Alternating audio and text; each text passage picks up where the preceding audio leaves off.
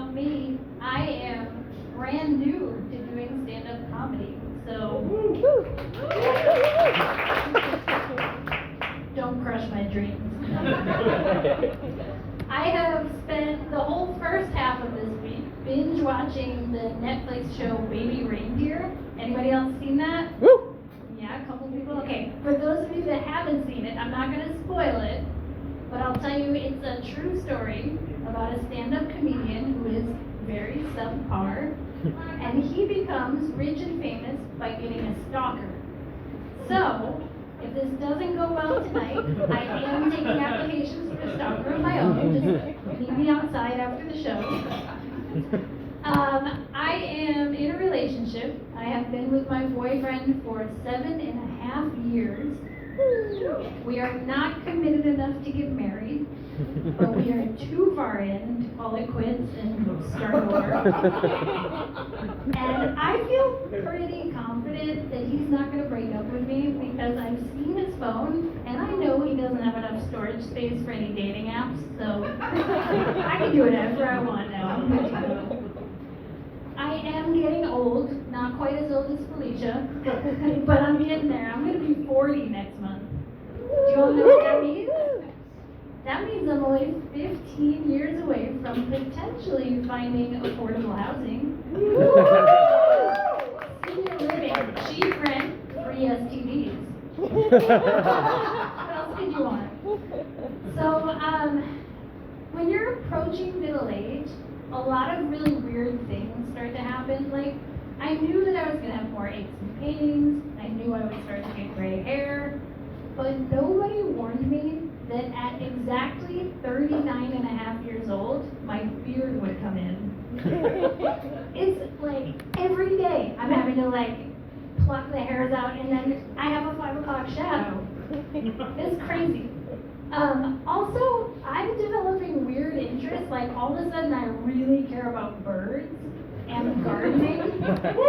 And no matter what kind of music I put on, Spotify just slowly changes it into yacht rock. Which I'm not complaining, there's some real bangers on that station. I'm not normally one to care that much about age, but recently I've started to have some pretty big feelings about it. I'm unmarried, I don't have any kids, and sometimes I look in the mirror and I think, wow, the lights, really, the mood for this joke just isn't working out great. Sometimes I just look in the mirror and I think, man, is this really it? Am I just going to spend the whole rest of my life having fun? Speaking of having fun, I have recently jumped on the microdosing bandwagon. Anybody else into microdosing? Yeah, hell yeah, we got a couple people. I've been microdosing testosterone. Yeah. Like, just enough so that I can have the good male traits, like a little bit more energy, a little bit more strength, a little better libido, but like not so much that I'm going to start interrupting people and giving unsolicited Yeah. So, I went to the gynecologist recently. Sorry for those of you who are eating. I'm going to talk about that for a little while.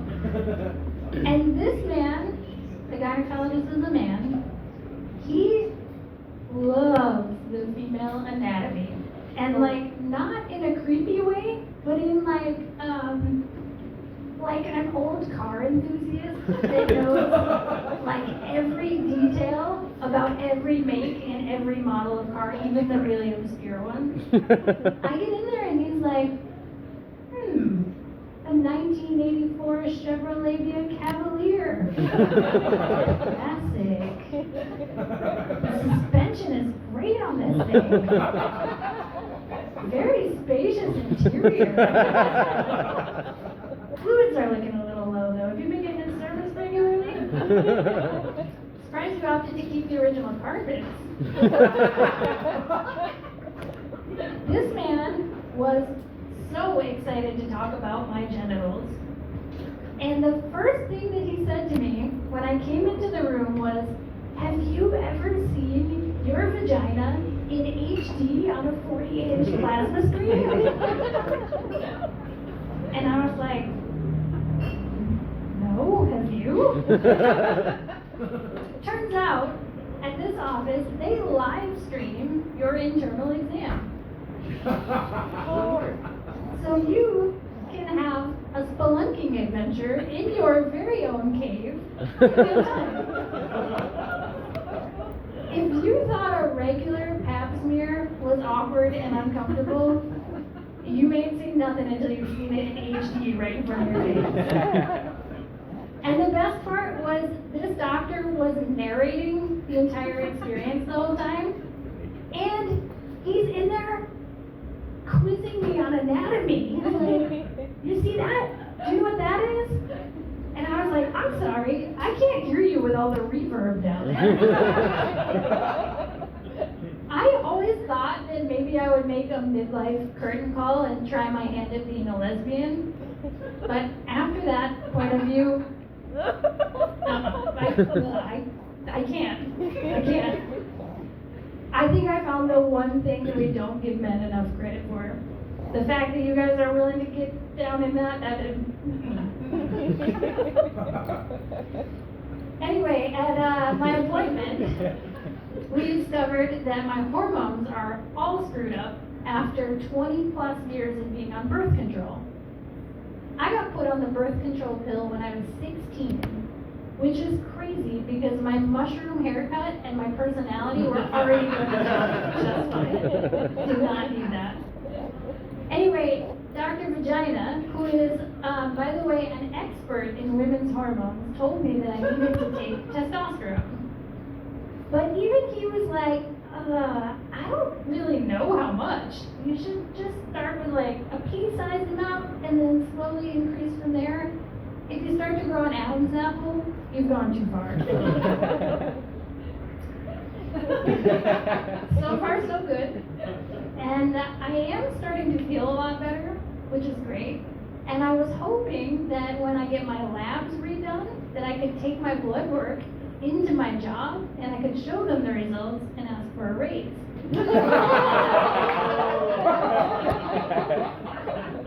It's also great to have a stockpile of testosterone to threaten my boyfriend with if we're in a fight.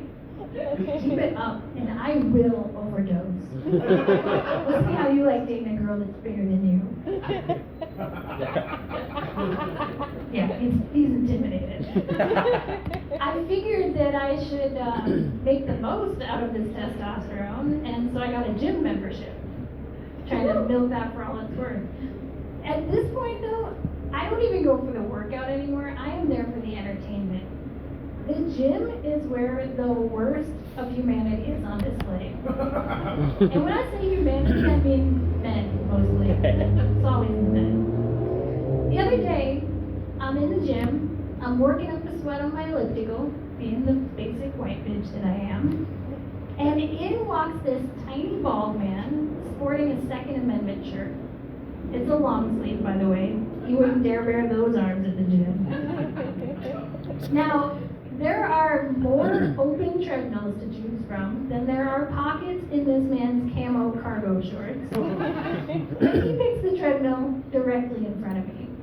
And he gets it going, and then he turns around to face backwards. And I'm like, all right, Napoleon, we practicing for a duel here? And so he's walking, we're 5 feet apart, he's looking right at me, and I just hit him with direct, unbroken eye contact. He looks up and he catches my eyes, and you can see the terror building.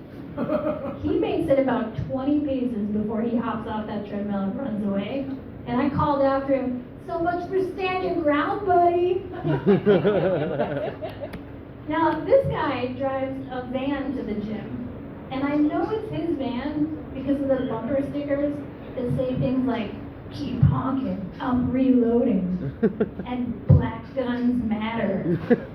I was surprised, though, to see that he had one that said pro-LGBT, until I looked closer and saw the fine print that said liberty, guns, beer, and Trump. This man has never once managed to park his van correctly. He is always taking up at least 2 spaces. And if I'm being honest, I have a feeling that man overestimates the size of a lot of things. things in his life. There's also the really awkward gym cat calls. The other day, I'm working out, minding my own business, and in walks this guy who looks like Freddie Mercury's fat cousin. He is rocking a full bush on his upper lip, and he slows his pace as he walks past me. He looks me up and down, and he does this.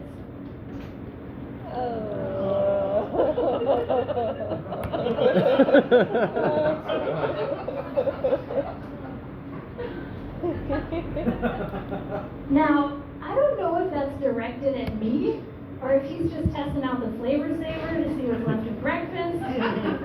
But lucky for me, our little rendezvous wasn't quite over yet. Fat Freddy chugs a bottle of chocolate milk, and then he hops on the treadmill next to me. And he cranks that baby up to warp speed, like fast as it'll go. His legs are churning, the sweat's flying, the treadmill is literally trembling beneath this guy's weight.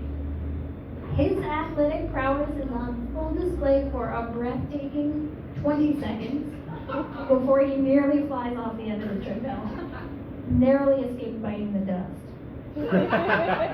Yeah, you got it. Yep.